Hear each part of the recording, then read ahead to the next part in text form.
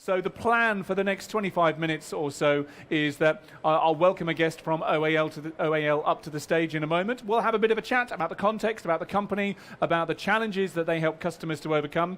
Then we'll go over to the stand live and we will go through a bit of a demo of the product. And then we'll come back here and we will make yes, we'll make Jake squirm on the sofa with some awkward questions that you're going to help me with if you have them. That's the plan.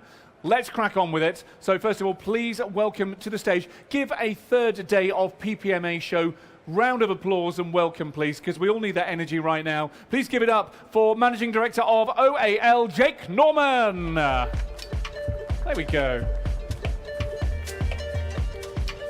Welcome, Jake. How are you doing? All right? Yeah, very good, very good. Fantastic. You've been here for the 3 days of PPMA show. How, Yes. how are you feeling? Really good. The crowds have actually been phenomenal this year. I think everyone's really hungry to automate their factories more and are in search of solutions to do that. Fantastic. Now, you've been here for the 3 days talking about the ways in which companies can automate their factory floors and different solutions to help them face up to their different challenges. You've got OAL written Yes. on your jacket there. There's OAL up on the screen on here. What is OAL?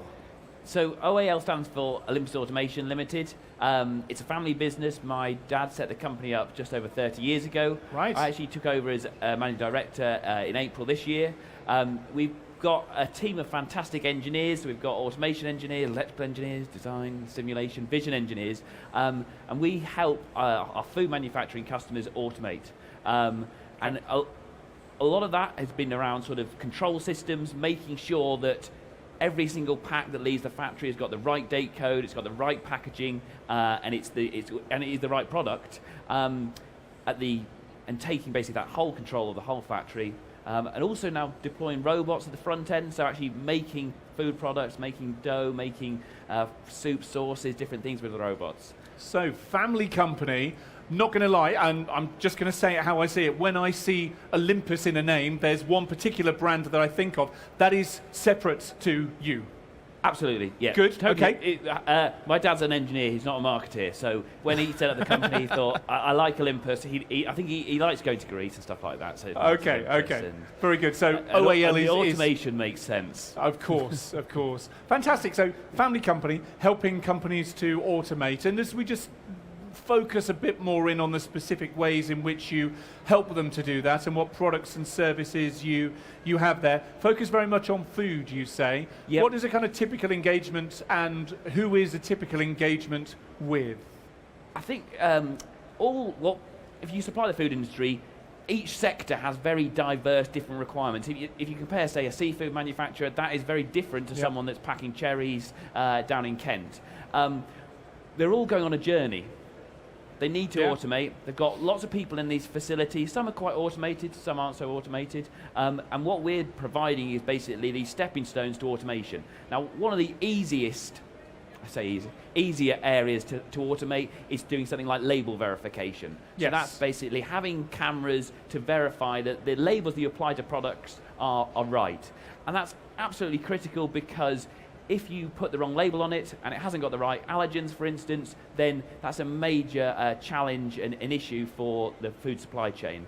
And then it starts trying to add more layers and add more levels of automation to get to the point where you're comfortable that the whole factory can operate at the touch of a button. Fantastic.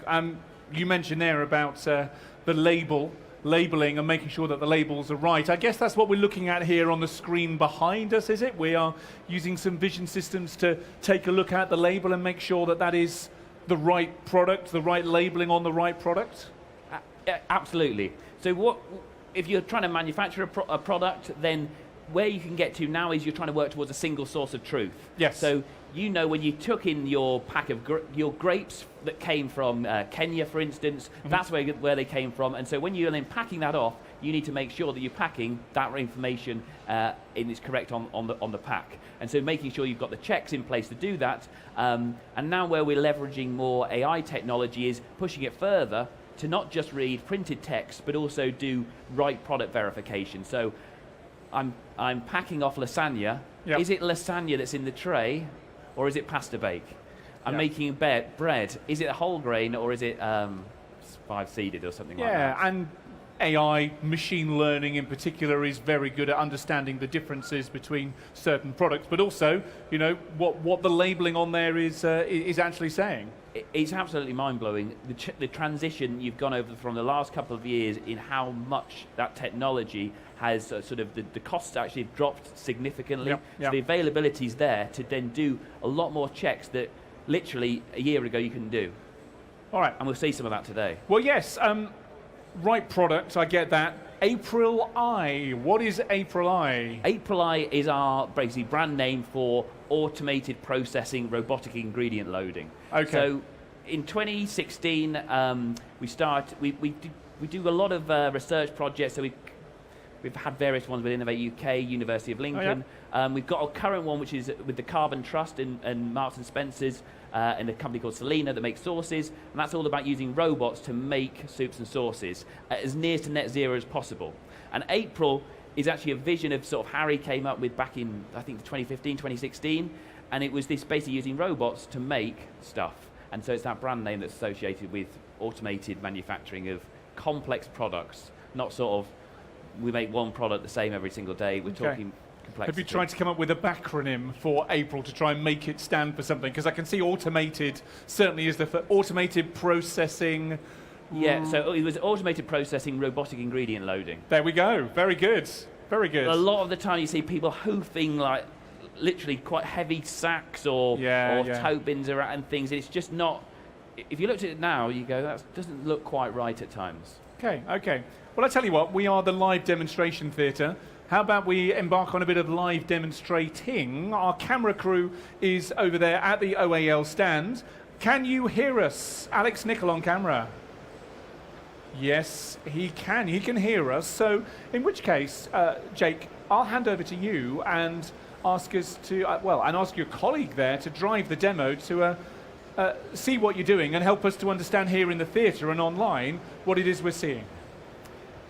So, I think he's actually doing a bit of training of the software, to be honest, at the moment. So this is taking a camera, and what the difference here is this is an edge camera. Yep. So what that means is all the AI, all the brains are inside the device itself. Yep. So what that means is, you know how you take your phone and you take a photo? You can edit that on your phone itself. Yep.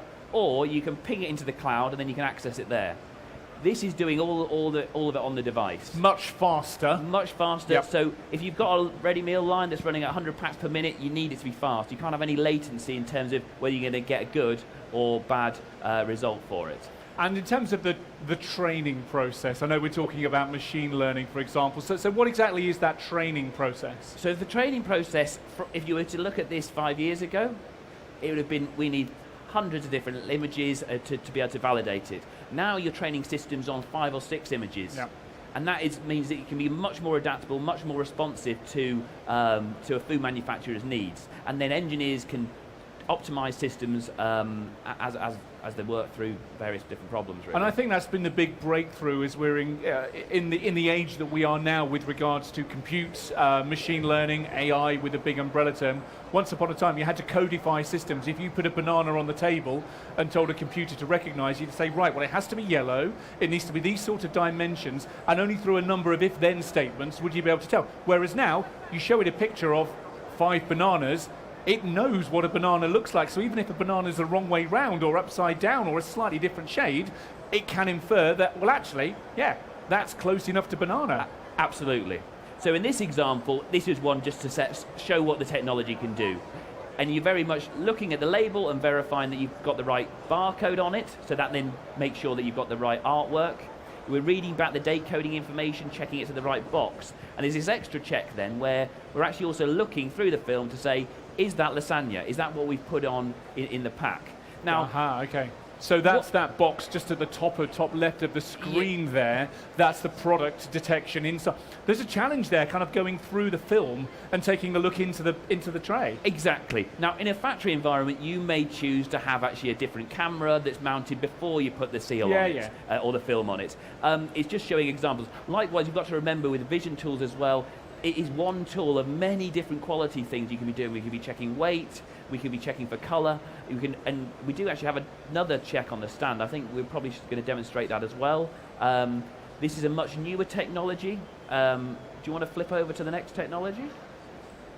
Yes, so the camera's going to move over to another part of the stand here, and so this technology came out 3 months ago, about that, I think. And what we're using here is a 3D laser camera to create a 3D image and point cloud of the object. Okay. So what that means is instead of just getting a 2D planar view, and with a 2D view you can look at objects in terms of the diameter and the circumference, but 3D gives you volume. Yep. It gives you texture. You can literally see the ripples on the object that you want to inspect. So if you were looking at some sausage rolls, for instance, yep, you can actually see how well the pastry is molded to the sausage meat, and be able to start to then use the same AI tools you're seeing on sort of camera technology. You can deploy those to do vision checks on objects. What about speed, though? Because the capability is one thing, and being able to create a point cloud from the 3D laser printer, 3D laser camera, not printer, that's a different thing altogether. Yes. 3D laser camera there, that's all great, but what about the speed at which you're able to do that when you've got products potentially flying through a line at quite a pace? Again, it's using the right tools for the job that you're trying to use. In this example, we're actually looking at almost a batch set of items. Okay. So we can apply a laser on it and actually verify a number of items at the same time. On an individual basis, yes, if they're flying past at 1,000 pats per minute, it would be a challenge. So, again, just for my benefit here, and we haven't chatted through this yet, so I'm learning as much as you guys are, even more than you guys are, I'm pretty sure of that.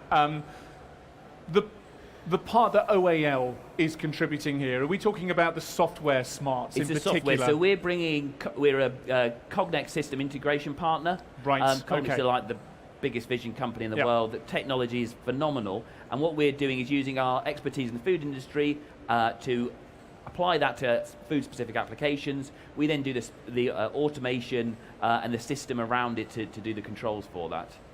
Very so good. the sort of things you can start to use this for as well is pick and place. Yep. So it gives you a lot more data than a camera in terms of being able to work out exactly where you want to pick an object up from as well. Very good. So that's 2 demos on there. The first part, product inspection, making sure that the label's right and that the product inside the tray is accurate, training that system. Then we've had a look at the kind of 3D object understanding. Is there anything else that you'd like to show us on the stand, or is that quite enough for now? I think if you can show our video, when you were joking earlier about being able to bring robots to shows or demonstrations, there's one thing, trying to actually bring these robots, they are up to 5 meters in length onto the factory floor, into a show like this. We will do it 1 year, and it will be amazing. But what we're demonstrating here is our capabilities to actually make food products with robots. So in the top right there, you've got a system that's over in the Netherlands that's making sauces. So it basically weighs out just like you would at home. And that's the appeal to this, is that you can make much more homemade food, or it looks homemade, compared to traditional methods of processing. So that robot basically gets all the ingredients ready, and then loads it into a cooking vessel, and then the system cooks it up. Down in the bottom right corner there, we've basically got a powder handling system. So if you imagine your spice rack at home where you've got all your little containers, the robot picks up a container and weighs out to the recipe. And it's 24/7, 365, just all it does is dose, dose, dose. And we can weigh down to like sort of 100 grams, plus or minus 1 gram accuracy. Oh, really? Okay. You can. It's a very good task to automate, because from a health and safety perspective, you don't really want people in powder handling areas. You get dust, and dust inhalation is one of the sort of target areas on the HSE. Of course.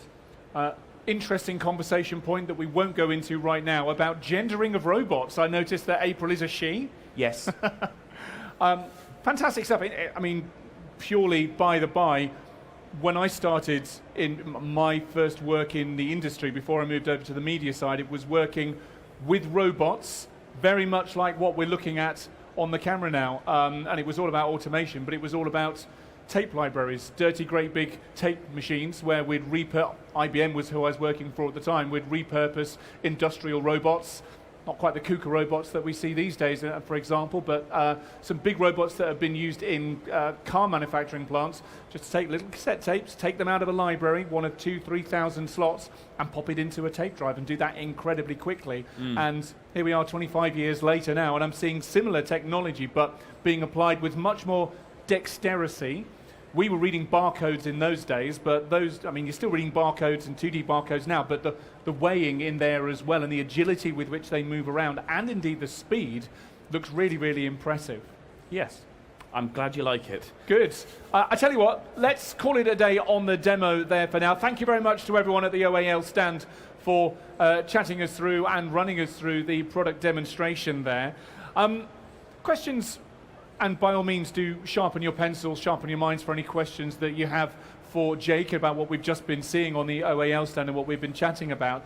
But in terms of ease of integration here, I mean, you can have all the flashbang technology in the world. You're talking about an easy on-ramp at times to automation, helping organizations that maybe don't have a great deal of automation on their line at the moment. What's your typical journey when you are engaging with a company to help make sure that, you're talking about right product, that you are fitting the right product for them and their automation needs? I think for everyone going on their automation journey, you've got to have that vision of where you want to be in the future. Yep. And it's trying to then break down those steps into deliverable goals where you can actually say, in 6 months' time, we've delivered this success. Yep. And a big part of that is getting everyone involved. So in a food business, the worst thing you can do is go and try and sell in a system and put in a system working with only one department. If you take the label verification on the face of it seems relatively simple. Is that a technical team? It should be the technical team, surely. But actually, when you look at a food business, everyone is involved in that label verification process somehow. Yeah. You've got people in the technical team, you've got engineers, you've got operations people that want to make it work fast. So the best projects we've seen delivered are when we get all those stakeholders involved, we're all bought into it, and then we progress in these big in chunks that allow you to start to automate your business faster in the future. This sounds like a very similar conversation. With my technology hat on, we talk a lot about digital transformation, and goodness knows at the equivalent technology conferences, that digital transformation term gets bandied around left, right, and centre. Yes. But the mistake that gets made, to your point, is when you look at digital transformation as a technology project. It's not a technology project. It's a business process transformation project that is, in parts, in large, enabled by technology, by digital. But unless you are looking at the people and the processes, all the rest of the stuff that goes around that, then you've got some technology on a table that no one wants to use, is happy to use, or knows how to use. Absolutely. The other aspect to it as well is recognizing where your organization is strong. At OAL, we've got some brilliant engineers. We're fantastic at doing system integration. We can deliver awesome projects. We can do that because we actually partner with very good companies that develop amazing technology. You see it with Cognex. Cognex, they've got these amazing cameras. They focus on the camera part. That means that when we use the camera, we know it's going to deliver what they want, because they're not playing around with cameras for we're dabbling. This is something they've done again and again. So those experience levels are likewise in terms of digitalization journeys, yes, making sure you're building on the right platforms. Our software, we develop it on a global platform, Ignition. So what that means is that then Ignition are supporting that platform on a global basis. So it means that we can deliver the bits which we're really good at, and they give you all the IT security and sort of the product development roadmap for it. Goes the same with KUKA robots. Yes. Why would you try and make a robot yourself? Buy it off the shelf, modify it for the application that you're trying to do. Super stuff. Well, before we draw to a close today, I just want to offer the opportunity for anyone from the floor to ask a question. Unfortunately, those of you watching down the line can't ask a question right now, but those of you in the theatre or around outside grabbing an ice cream from Mr. Softy over there might be able to ask a question. Just pop your hand up, pop your ice cream in the air if you wish, and we'll make sure a microphone makes its way to you. He's now running away very quickly. If we have no questions, then I think I'll put the final question to you, and I will say 3 letters, AOB, any other business. In the conversation that we've had so far, in the excellent demonstrations on your booth just now, Jake, is there anything that you feel we haven't covered. Hold it there, because we have a real live question right in my blind spots. We have a question over here. Hello, sir. What's your name and what's your question? Hello, I'm Andy. I was going to ask, you mentioned about dexterity. What's the smallest type of product that you can pick up that works through this automation? I'm thinking to the level of spaghetti, rice, or even smaller.